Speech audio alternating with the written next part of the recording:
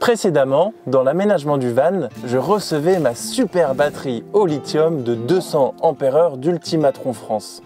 Après le déballage, je l'ai installée dans le van. Elle tient maintenant solidement via des sangles à cliquer. Je t'ai expliqué pourquoi j'avais choisi une batterie lithium et quels étaient ses avantages. Salut à toi derrière ton écran, j'espère que tu vas bien. Je te souhaite la bienvenue dans ce nouvel épisode où je vais continuer l'installation électrique et pour ça je ne laisse aucune place à l'improvisation. Tout est réfléchi et je suis un schéma électrique très précis qui ressemble d'ailleurs à ça. Bon, c'est vrai que ça fait un petit peu peur vu comme ça, je te l'accorde, mais je te rassure, je vais faire plein de vidéos détaillées sur l'installation de chaque appareil. Reprenons depuis le tout début. On a donc ici notre batterie principale, la batterie moteur. Et dans la dernière vidéo, j'ai installé juste ici la batterie auxiliaire au lithium. Donc le but de cet épisode, ça va être de relier la batterie moteur à la batterie auxiliaire à l'intérieur du van en utilisant un chargeur booster. Et je vais tout t'expliquer en détail. C'est parti! La première chose à faire, et qui n'est d'ailleurs pas la plus simple, sera de faire passer tes deux câbles, donc le moins et le plus, de ta batterie moteur jusqu'à ta batterie auxiliaire. Hop. Et pour ça, je ne peux pas vraiment t'aider puisque tout dépendra de ton fourgon et de l'emplacement de ta batterie auxiliaire. La seule chose que je peux te dire, c'est que sur les T5, T6, tu as un passage assez pratique qui te permettra d'emmener tes câbles jusqu'au niveau des pédales du conducteur. Pour relier mes deux batteries, j'ai choisi du câble souple de section 10 mm². Comment j'ai pu choisir cette section de câble? Eh bien en fait, le courant de charge recommandé pour ma batterie au lithium est de 20 ampères. C'est une information que j'ai trouvée dans la notice de la batterie.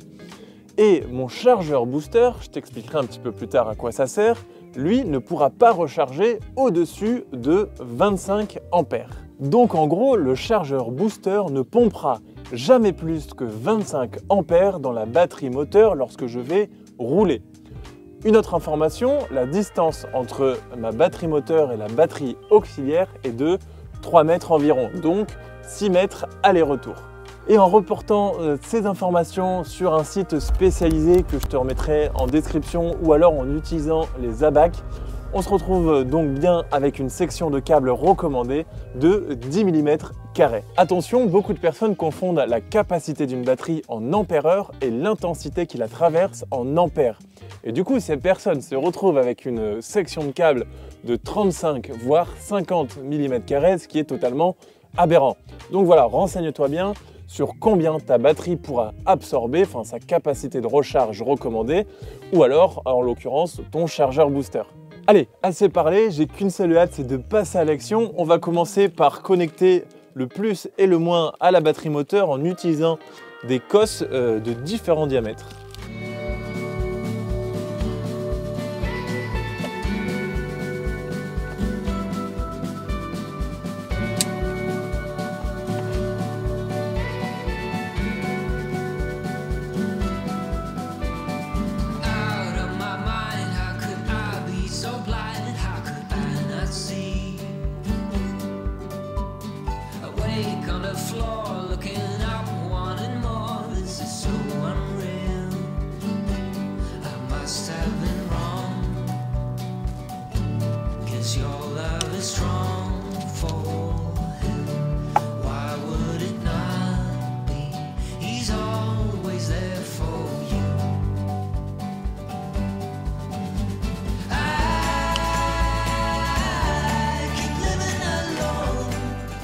Et voilà, j'ai fini tous les sertissages pour la batterie moteur. Donc là, j'ai mon câble négatif qui est branché directement sur la borne négative de ma batterie moteur.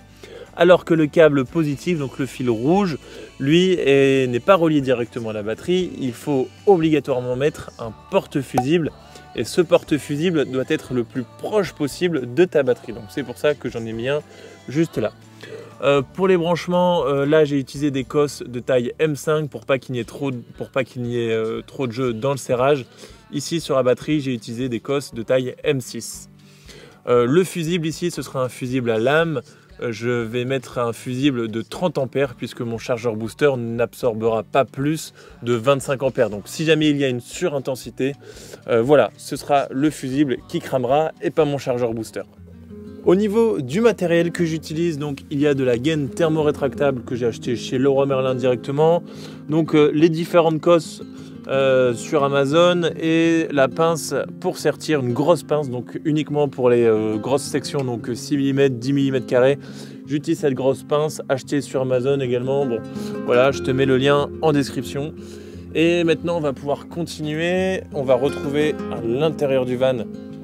On retrouve ici nos deux câbles, le positif et le négatif, en provenance directe de la batterie moteur. Je les ai fait passer dans cette petite gaine noire. Ça va directement à l'intérieur, là où il y a ma batterie au lithium.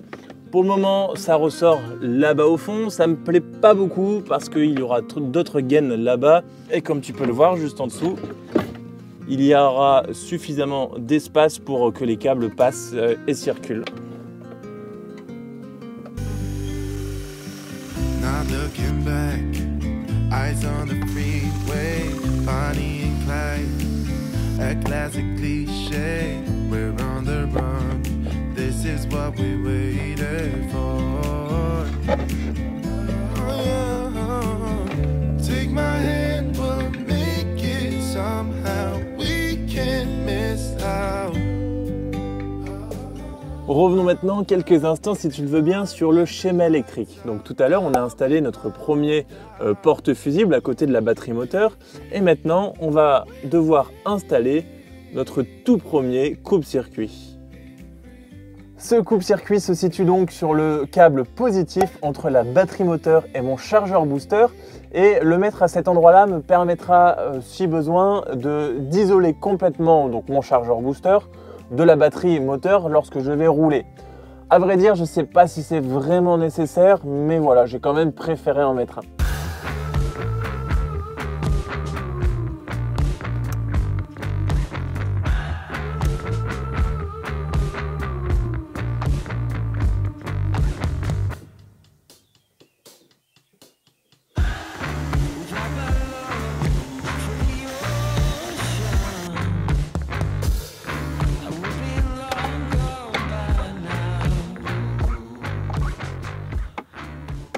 Et si tu as bien suivi le schéma, tu vas pouvoir anticiper ce qui va arriver. Qu'est-ce qu'on a après notre tout premier coupe-circuit?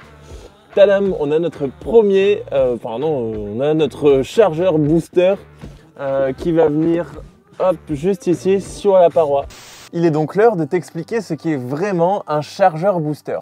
Alors tu le sais peut-être, mais il est impossible de relier directement ta batterie moteur à ta batterie auxiliaire. Il faut impérativement placer en plein milieu un chargeur booster. Alors oui, c'est vrai, avant tu pouvais mettre un coupleur séparateur, mais je ne vais pas en parler dans cette vidéo parce que selon moi, un coupleur séparateur n'est plus au goût du jour. On va dire qu'il va vite être remplacé dans les mois, dans les années à venir par le chargeur booster. Un coupleur séparateur est donc pour moi obsolète. J'ai donc acheté ce chargeur booster il y a 2 ans de la marque Énergie Mobile et je regrette un petit peu, je me suis précipité dans mon achat. J'aurais peut-être préféré du Victron. Enfin bref, je l'ai, c'est fait et je vais l'installer puis ça posera aucun problème de toute manière. Les avantages du chargeur booster, c'est qu'il va te permettre, donc c'est logique, mais de recharger ta batterie auxiliaire tout en roulant.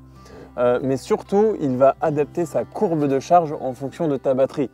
Parce que, comme tu le sais peut-être, on ne recharge pas de la même manière une batterie GEL, une batterie AGM ou bien comme moi, une batterie au lithium. Il te permet également d'avoir 2 batteries de capacité totalement différentes. Moi, par exemple, j'ai une batterie auxiliaire d'Ultimatron France au lithium de 200 Ah alors que ma batterie moteur fait seulement 70 Ah. Un autre avantage, c'est que le chargeur booster te permettra de recharger ta batterie auxiliaire entièrement, presque à 100%, alors qu'avec un coupleur séparateur, ce n'était pas possible. Pour le branchement, il n'y a vraiment rien de compliqué, je t'assure. Regarde, c'est marqué entrée plus moins, sortie moins plus. Donc en entrée plus, on va venir brancher le fil rouge, donc le fil positif, qu'on est venu brancher sur notre premier coupe-circuit et qui est en provenance de notre batterie moteur.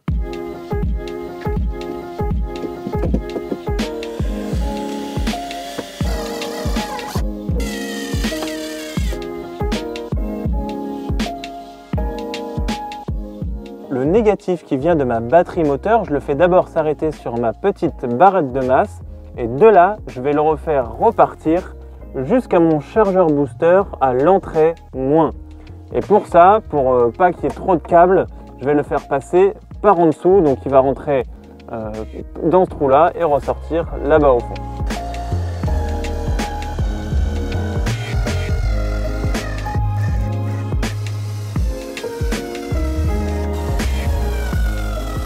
En sortie du chargeur booster, mon plus passe par un deuxième porte fusible, comme tu peux le voir là actuellement normalement sur le schéma électrique. Et ensuite, le plus rejoint ma seconde barrette de connexion, mais cette fois-ci c'est une barrette de plus. Donc c'est sur cette petite barrette là que je vais connecter tous mes fils rouges, donc tous mes fils positifs. Et pour terminer le branchement du chargeur booster, il nous reste une seule chose à faire, c'est la sortie négative, donc qui va venir se brancher juste là.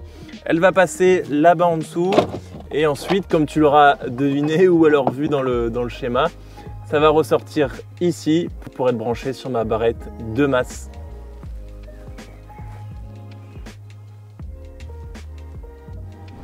L'avantage que j'ai aussi, c'est que mon T5 est de 2008, ce qui fait que je n'ai pas un alternateur qui est dit intelligent. Donc le mode par défaut d'origine, de base, programmé dans le chargeur booster, conviendra parfaitement à mon véhicule. C'est-à-dire que dès qu'il détectera une tension de 13,4 volts provenant de la batterie moteur, donc en gros dès que mon moteur est allumé, eh ben, il rechargera ma batterie auxiliaire. Alors que si toi tu as un chargeur, un alternateur plus récent, donc Euro 5, Euro 6, Euro 6 Plus, eh ben, ce mode par défaut ne conviendra pas. Il faudra soit que tu passes par le mode vibratoire, ou encore mieux, le mode ignition avec le petit accent anglais, où tu devras chercher un 12 volts, un plus après contact, un 12 volts après contact. Voilà, de toute manière, je dis ça, mais tout est indiqué dans la notice du chargeur booster, c'est bien expliqué. Donc voilà, ne t'en fais pas, c'est expliqué et si tu as des questions, tu peux toujours les poser en commentaire. Allez, de retour un petit peu sur le schéma électrique, dont il nous reste encore le plus important. Il faut maintenant relier la batterie lithium 200 Ah d'Ultimatron France au reste du circuit. Et après tout ce qu'on vient de faire, je peux te dire que ça, c'est vraiment du pipi de chat, ce sera hyper simple. On a juste à prendre le plus de la batterie auxiliaire et de l'amener au bornier de plus, donc avec tous les autres positifs. Et pareil, on prend le négatif de la batterie auxiliaire et on le ramène au bornier de masse.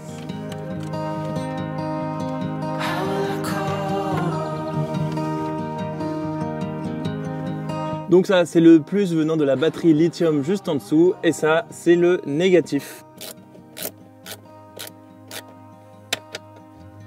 Ce deuxième coupe-circuit, c'est vraiment le plus important. Si tu dois en mettre qu'un seul, c'est vraiment celui-ci. Si tu es en sortie de ta batterie auxiliaire, il te permettra de couper ton installation électrique complète si jamais tu dois lui apporter des changements ou modifier des trucs ou ajouter d'autres appareils. Voilà, tu mets cet interrupteur là sur off et voilà, tu n'as plus de courant.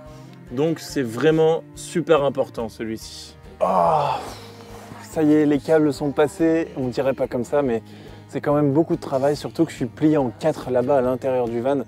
Mon installation électrique se trouve derrière le siège conducteur, c'est pas très pratique. Enfin bon, après on n'y va pas tous les jours non plus. Donc je vais mettre mes deux coupes-circuits en position off et je vais terminer les branchements correctement. Donc je vais bien tout visser au chargeur booster, etc., à ma batterie moteur, ma batterie auxiliaire. Et ensuite je vais pouvoir mettre mes deux fusibles dans leur porte-fusible et ce sera ensuite l'heure du test.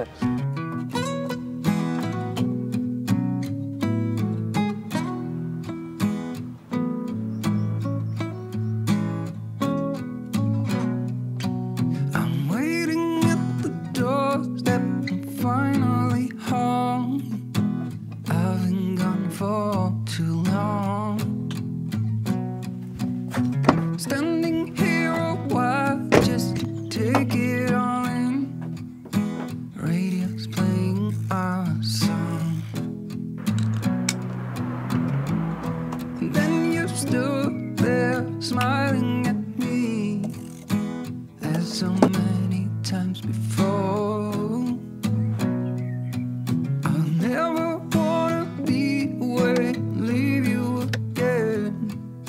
Ok, alors pour paramétrer le chargeur booster, il n'y a même pas besoin d'allumer le contact, hein, le moteur je veux dire. Tu vois là il y a plein de petites LED qui s'allument. Et là il est paramétré sur une batterie AGM de type 2. Donc moi c'est une batterie lithium, donc on va rester appuyé 5 secondes sur le gros bouton, de toute façon il n'y en a qu'un. Normalement la LED devrait clignoter.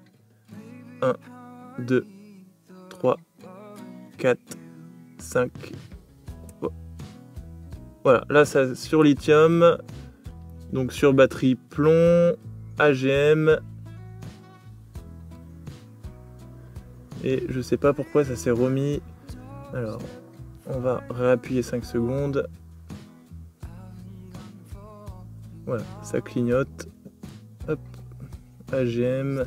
Voilà, là, ça clignote sur LFP. Donc ça veut dire que c'est paramétré pour les batteries lithium. Donc j'attends, ça devrait s'arrêter. Et voilà.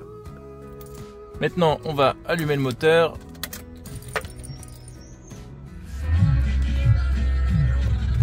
En éteignant la radio. Ce sera mieux.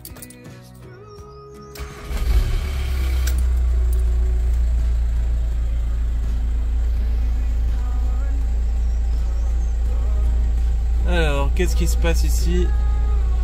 Normalement, donc là c'est toujours sur LFP, donc sur lithium. Normalement, charging statue, ça devrait passer en vert normalement. Et déjà je sais pas pourquoi là ça clignote comme ça, ça clignote rapidement sur LFP. Normalement ça devrait rester fixe. Ah, ok, donc là ça y est, c'est passé. À mon avis, quand la batterie n'est pas en train de recharger, ça clignote. Là ça y est, le moteur est allumé. Au bout de quelques secondes, le charging statue s'est mis en vert. Donc là c'est en train de recharger ma batterie auxiliaire au lithium. Et donc voilà, c'était pour le moment c'est assez simple. On va contrôler sur l'application mobile, Ultimatron France, si le courant est bien détecté. Allez, je t'ai prise sur l'appareil photo, comme ça je vais pouvoir te montrer en direct sur l'application. Donc Ultimatron France, c'est parti. Alors donc ça recherche ma batterie, tac, donc maintenant je sais comment ça fonctionne, ok. Donc voilà, ça fait quelques minutes que je fais tourner ma batterie, elle est passée déjà à 32% alors qu'elle était à 30%. Et ici le courant de charge, c'est le courant de charge, ça veut dire que ma batterie auxiliaire au lithium, là elle est en train de se recharger de 25,2 ampères. Donc ce qui est tout à fait logique au final, puisque mon chargeur booster ne peut pas délivrer plus que 25 ampères. Donc là pour le moment tout est respecté. Donc voilà, ça fonctionne. Je suis trop content, vraiment trop content. Ah ben je sais même pas quoi dire. Ah si, demain j'ai un plus ou moins long trajet de 35-40 minutes à faire avec le van. Donc on va se servir de ce trajet pour voir si ça recharge vite ma batterie au lithium. On va voir combien de temps j'allume le moteur et combien d'ampères-heure je gagne dans la capacité de ma batterie. Donc ça va être un test intéressant, reste avec moi et donc je te dis à demain.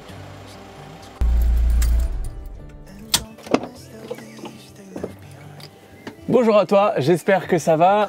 Je te remercie d'être encore là parce que ça prouve que tu as envie de voir comment charge le chargeur booster. Allez, je te fais pas perdre plus de temps. On se donne rendez-vous là sur la capture d'écran du portable. Alors sur l'application, comme hier, j'ouvre l'application Ultimatron France et je vais me connecter à la batterie au lithium. Et là, on va bien noter tous les paramètres. Donc là, actuellement, sur ma batterie de base qui est au lithium de 200 ampères-heure, j'ai actuellement 66 ampères-heure de disponible. Ma batterie est donc à 33% chargée et la tension de ma batterie est de 13,2 volts. Alors, je mets le contact, j'allume le moteur, 3, 2, 1. Et je fais démarrer, ça y est, le chrono est lancé, le chargeur booster va se mettre en route et c'est parti, en route. show us where we are. Et voilà, on est arrivé. Je reprends le téléphone. Alors, d'abord, avant d'aller voir l'application, pour laisser un petit peu de suspense, je vais éteindre le moteur, je vais retourner sur le chronomètre. Donc là, ça fait très exactement 41 minutes et 25 secondes. Allez, hop, et je retourne sur l'application. Je me connecte, attention. Et voilà, donc on est à 42% de charge et à 84 ampères-heure de capacité et on était à 66. Donc on a gagné 18 ampères-heure et presque 10% de charge en, du coup, je te l'ai dit, en 41 minutes de route. Bon, je te reprends ici avec un petit peu de recul, histoire de te faire une petite conclusion des familles. Comme je te l'ai dit, ça a rechargé de 10% en 40 minutes de route. Et pour être honnête avec toi, voilà, je suis pas déçu, mais je pensais que ça allait être un petit peu plus rapide que ça.